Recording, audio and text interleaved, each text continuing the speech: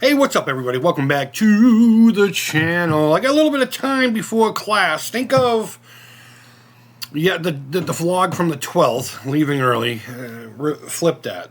We're going in 2 hours early. So I figured we had time for the cats that don't want to hear about my schooling and are here for whatever. I saw Trogley's video this morning. I think he dropped it last night or whatever, but I didn't know this was coming out, and apparently he didn't either, I guess. I don't know.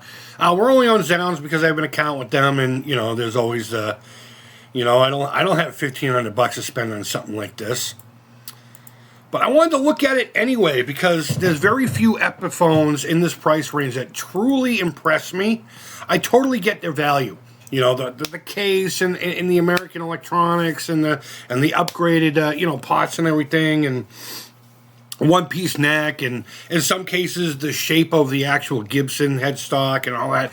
I totally get where the money's coming from, guys. We just got to get over the fact that the economy's fucked. Excuse me. The economy's screwy, and we're going to have to pay a lot more for the things that we normally wouldn't pay a lot for. Now, do I think $1,500 is unreasonable for this? It's borderline, but I think I could be comfortable paying $1,500. Maybe even a little bit of a discount during the holidays. Hopefully, maybe we'll see. But I wanted to go over this because I just thought it was pretty cool. I've always loved this guitar. I'm not the biggest Flying V kind of guy. I do have that V that we need to finish, the EVH. My 5150 Flying V tribute, so to speak. We do need to finish that up here pretty soon. But regardless, great looking guitar. The one he reviewed was, I think the Laurel neck, and that's another thing I can't stand. I can't stand this Indian Laurel. It just has this fake look to it, But the one he had was, and I think that's what they might be doing for some of these older, or more expensive models, I should say. They look better than other Laurel, I guess. They have more of a rosewood appearance. I don't know if they're even trying to do that or just letting the Laurel do its own thing. But either way, this with a little bit of conditioning and maybe even like a little bit of shaving on the edges and, a little relicate on the face of the fretboard, would do it justice. I mean, it's a great looking board here. Okay, see there, you see what I'm talking about. It's like this chocolatey, streaky thing. I know some cats like it. I don't, but you know what? I can live with it. When I'm playing, as long as the guitar feels fine, who cares what it looks like? You've seen some of my guitars, right? Who cares what they look like as long as they feel and play? If they're inspiring, who cares? I had a Daisy Rocks. I mean, I eventually sold it. You can go back and see that. I jammed a P90, and it was a single-cut junior style thing. And I slammed a P90 in it. Great little guitar. Great little guitar. It cost me $35. There was an issue with the wrap tail leaning forward. I used a couple of old tricks. Bob's your uncle. It was a great playing guitar. Don't care.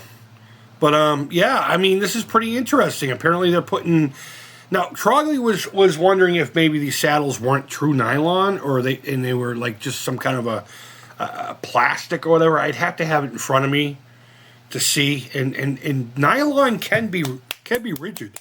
It really depends, but I think he might be right here. It might be like a nylon substitute, plastic. And if that's the case, I would, regardless of the cost of the guitar, I would recommend if you really want that true vibe. I've played guitars with real ABR ones and nylon saddles, and it is a different feel.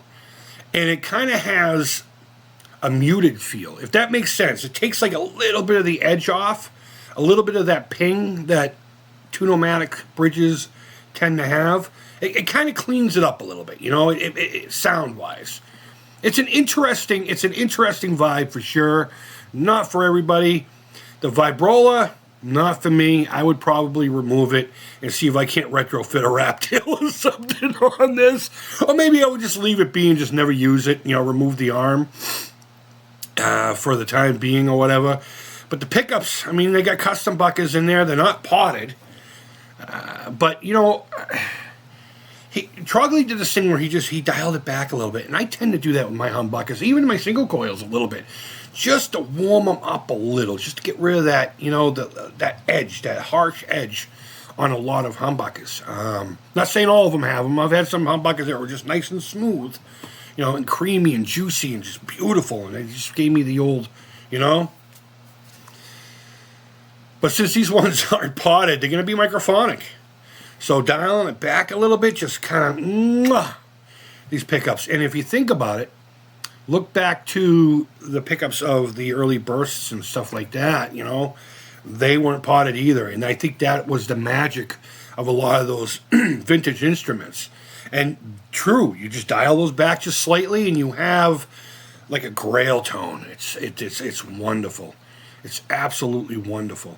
So it's very rare that I get excited for an Epiphone. I think the Tony Iommi one, when it first was announced, I was excited for, but then I kind of lost interest because it was basically just a glorified just Epiphone SG. There really wasn't too much to it. That if they'd put the electronics in it that they did the American Tony Iommi in the SG, it might have been a better value. And maybe they'll do that in the future. Now that they've been doing this, Excuse me. They'll put it in this line of inspired by. I don't know if you noticed that, but the back has a special stamp right here. Oh, you can't see it. Underneath the serial number are these two diamonds, and it just says inspired by and then Gibson. So you can't, because this would be really easy just to swap this here. And to someone who doesn't have much training as far as, whatever, you could sell it as a Gibson and be a scumbag. And then somebody gets that and brings it to the shop, and they're like, dude, this is an import. This isn't that crazy thousands and thousands of dollars guitar that you thought it was. And then everybody's sad. And somebody looks like an idiot. And another person should go to jail. Or even better yet, take a Louisville Slugger to the skull. But I don't condone violence, nor should you condone violence. But I thought this was interesting, and interesting enough for me to actually just speak upon. What do you think? Do you think this is pretty rad? Or do you think it's just another fluff offering to get extra money out of you? Because, let's face it, at the end of the day, regardless of the specs, it's still an Epiphone.